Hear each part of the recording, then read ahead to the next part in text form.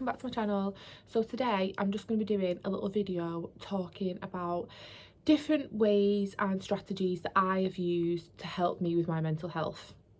So I know that everyone's mental health is different and everyone copes in different ways and everyone likes to use different strategies to cope with their mental health, but I just wanted to make a little video just to put across some ways that I have found helpful to me.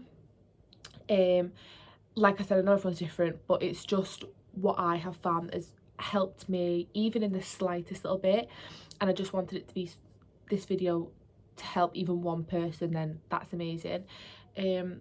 Yeah, so I just gonna go through some of the things that I do, and if this video is something that is going to trigger people, I don't mean it to, I just want to help people as much as I can. So one of the first things that I like to do is I like to set myself goals, and leading up to the goal I like to do myself little small steps. So I like to see these steps as what I call ladder steps. So I envision it as the goal's at the top and I'm climbing little steps to get to the goal, if that makes sense. So that goal can be whatever your end goal is with your mental health, or it can be anything. So something as little as, if you struggle with social anxiety, it can be something as little as going out for lunch. Now, to a lot of people that might not seem like a big deal, but to a lot of people that's a big deal. I know at the minute we're in lockdown and I'm just giving like a hypothetical scenario, but if that was your end goal, you could put lots and lots of little goals to get to the end goal. So it could be something as little as to go to the shop. It could be something like talking in a group chat, building your confidence, like little things that do to build your confidence to get to that end goal. So I find that really helps me, and I find that when I write it down and I can see it visually, I find that works. So I do like to do it like 1 step, 2 step, 3 step, 4 step, as many steps as you need to get to your end goal. I do find that that is something. Your end goal could be speaking out about how you're feeling, and your steps to that could be talk, write it down to yourself.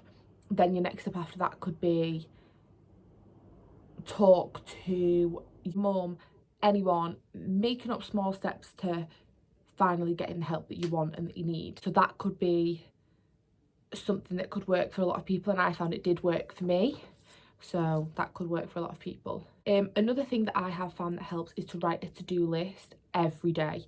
So on this to-do list you can put things like get out of bed, drink water, brush your teeth, eat some food, watch TV, read a book, anything, the smallest of tasks, put it on a to-do list that you can tick off.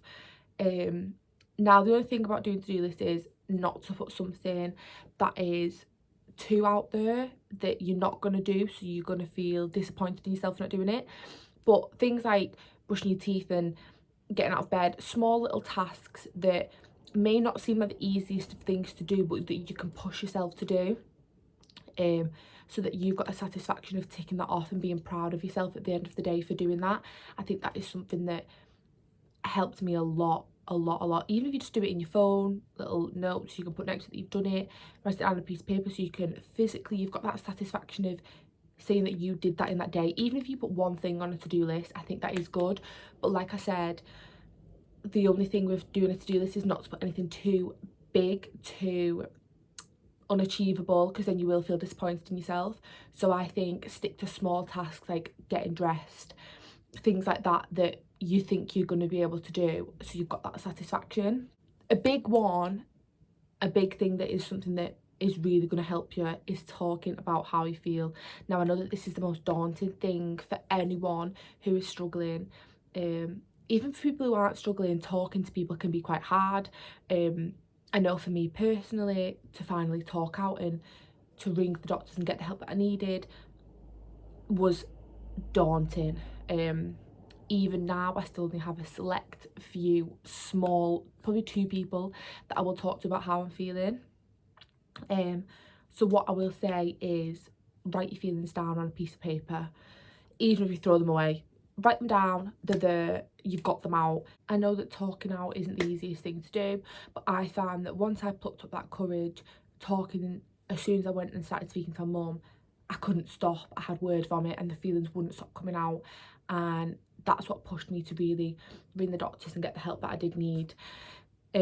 So I think, as much as it can be daunting, talking about your feelings can feel like a weight is just lifted. It can feel like a breath of fresh air, and it makes you feel like you're not alone. And even if someone doesn't, even if you're talking at someone and they don't reply to you, I always find that that helps, just bambling on and get all out and all out and all out, and then it's out, and you've not got it bottled up, and it just feels like you're not choking. And it does help. I can say that from my experience, even though I know it can be daunting. I will leave some helplines linked down below of people, you don't even know them, you just ring up and you just talk to them and that's it. There's online things if you don't want to talk to someone on the phone. There's online like places and people you can talk to. My messages are always open. Even if you just want to ramble at me, I'm here to ramble at. Another thing that I have found that really helped me was making a list of helpful thoughts. I like to call them helpful thoughts anyway. So I've just got a notes section on my phone and it's just called helpful thoughts, and I've just got in there like, every day's a new day, you can do this, no rain, no flowers, like all my favourite quotes about keeping on going. I've just got them in my notes. I've got a list of names of people that give me a reason to keep going. I've wrote down a list of everyone that is important to me and all the things that are important to me and things like that. So it's just like family and things I'm grateful for, like having a roof over my head and having access to fresh water and things like that. I think writing down helpful thoughts like that and looking back at them and reflecting on them every day really helps, and you can keep adding to them as you go, and you might find a new quote like that you can just put into your helpful thoughts. Yeah, so I just think that having a helpful thoughts section somewhere I can just look at it every day, write it down on a piece of paper in a journal, I think that does really help me, because it gives me the motivation to know that I can do this kind of thing. Something that I didn't really do, even though I knew about how it would help me, I didn't really do it, and then I did start doing it and I found it really helpful, was relaxation activities. So things like reading, gardening, walking, drawing, it can be watching TV, it can be cooking, anything realistically can be a relaxation activity. So anything you enjoy doing, like I said, walking, anything you enjoy doing can be used as a relaxation activity. So I started reading a book called The Boy, the Mole, the Fox and the Horse. That's a really good book. I will link that down below. I recommend that to everyone, not even people who struggle with mental health, everyone. It's a lovely book. You pick it up and you open it, and then every page has got like different scenarios and just lovely little messages and things. It's lovely. It doesn't have very many words. It's not a big lengthy book. Each page has probably got about 10 words max. It's lovely. So I found that doing things like that really helps, because it's a time where you can just switch off. Like reading that book literally takes me 10 minutes, but it's 10 minutes where I'm switched off and I'm focusing on something else. So for a lot of people, it can be playing a game, it can be speaking to the friend, it can be anything. But I think have a time, you need to put something into your life, a time where you just relaxed, you took a step back from how you're feeling and what's going on around you, and you're just focusing on you. And I think that's something that you should implement in your life, because it's changed my outlook on life massively. And I do think that especially now with everything in the world, we can't go out and do fun things, we can't go and socialise, we can't see our friends, a lot of us can't see our families, and I think finding something that you really enjoy and can put your heart into will really help. Your relaxation activity could be lying in bed, just switched off, no phone, nothing, just focused on yourself, doing meditation, visualization. Lots of things like that are really good. So go onto YouTube and search meditation activities or programs or visualization videos, and they'll tell you what to do. They speak you through. All you have to do is sit there, lie there, put your earphones in, play it out loud. Really, really good. They tell you what to do. It's a lot of focusing on your breathing, and it can just help you switch off for a minute, 10 minutes, an hour, as long as you want to do it for. I do think it really helps you switch off from your own mind. For me, one of the things that really pushed me to get the help that I needed and focus on myself was finding what triggered me to feel the way I feel. So I don't want to go too much into my own personal mental health, but like I said, for me, finding a trigger was something that I really needed to do. So I'm 21 now, and my trigger for my mental health and the way I see myself is from something that happened when I was like 5, 6. So it's like a really deep rooted problem in me that I am now learning to be more open about and talk about and express how I'm feeling, and trying to find the answers for. And there might not be any answers, but it's something that I can now learn to accept. And I think for a lot of people that can be really helpful in understanding what is going on inside you. So for a lot of time I was like, why am I feeling like this? I was so angry, and I was like, I'm not normal, and I shouldn't feel like this. No one else feels like this, but it is so normal, and so many people feel like this. And I think for me, finding my trigger really helped me understand that, and made me feel like I wasn't being crazy, even though now I know that everyone at some point in their life will struggle with mental health.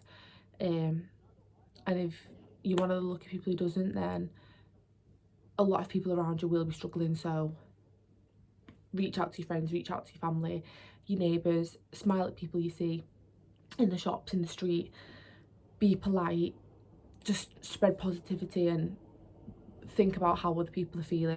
Yeah, so for me, finding a trigger was something that really helped me open my mind to the way I was feeling, and made me realise, right, I need to get some help for this and start working on not feeling like the way I'm feeling because of something that happened so long ago. But like I said, it is completely normal, and I think especially with the whole pandemic we've been in now for nearly a year is really is a trigger for a lot of people. So definitely keep people close to you at this time. One thing I will say is give yourself time and rest. Now, me personally, with my mental health, all I want to do is sleep. When I am really having a bad day, I will sleep all night, I will sleep all day. For a few days a week, I'm wrote off, all I'm doing is sleeping. And that, I suppose, is fine. And then sometimes it isn't fine, but I do believe that you need to give yourself rest and give yourself a break. Like, you're only human, and if you're walking around all day every day putting this front on, and you're coming home and you're putting a front on and you're never getting your feelings out, then you need to give yourself a break. Cry, scream into your pillow, been there, done it all. I think letting your feelings out and giving yourself that break of just breathing can just help so much. Just sitting down and just give yourself a break, stop putting on the front and talk to people, and you deserve the help that you can get and that is out there. So I think definitely give yourself time, and don't punish yourself for not feeling okay and for being in a rut and for just sleeping all day. Like, it's fine, you have another day, you are okay, kind of thing. Like, you will be okay. Alongside that, for me personally, I know when I'm feeling really down, looking after myself is the last thing on my mind. So washing my hair, I won't do that for weeks. Drinking water, so it'll get to like 8 o'clock at night and I won't have drank anything. You really start to feel the downsides of putting your body through like hell, really. So one thing I will say is get a shower, brush your teeth, drink water, wash your hair. I know it's the last thing on your mind when you're in a rut, but you really do feel the benefits of it after it. Whereas sometimes I'll be having a bad day and all I want to do is clean. I want to scrub everything, I want to sit in the bath, I want to be clean. But I know a lot of the times when I have been feeling down, even recently, I just feel like I don't even want to get out of bed, let alone stand in the shower and wash my hair. But I promise you do feel the benefits, and it makes you feel a lot better. And like I said, if you put that on your to-do list, you'll then have the satisfaction of ticking it off and being like, I did that, like I did that. And for a lot of people that sounds so silly when I've said it to people before in the past about like not washing your hair, like but it's crazy what your mind can do to you. It just makes you forget about yourself completely, doesn't it? So that is going to be the end of the video. I just wanted to make this video short and just a few little points about things I've done that have helped me. Obviously one of the big things that has helped me was reaching out and getting the help that I needed, phoning the doctors and taking the right paths to getting myself back on track, and I am getting there slowly. So I think like I said, if there's one thing I can say, it will be speak out, really massively speak out. I will leave helplines linked down below. I will leave Instagram pages that are good for mental health. I will leave some books linked down below, some websites, lots of good stuff linked down below. My Instagram will be linked down below as well if anyone ever needs to talk. With the way the world's right now, all I can say to everyone is be nice and think about how others feel. And yeah, so if anyone has any questions, just leave them in the comments down below, or like I said, you can drop me a message on Instagram at any time. And yeah, I hope everyone is doing well, and if this video has helped one person to implement the smallest thing into their life that can change them massively, then I'm very grateful for that. So I will see you all in my next video. Bye guys.